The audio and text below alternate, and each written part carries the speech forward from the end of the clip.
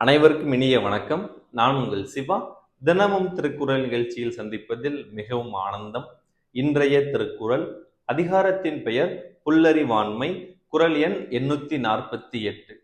ஏவவும் செய்கலான் தான் தேரான் அவ்வுயிர் போம் அளவு ஓர் நோய்.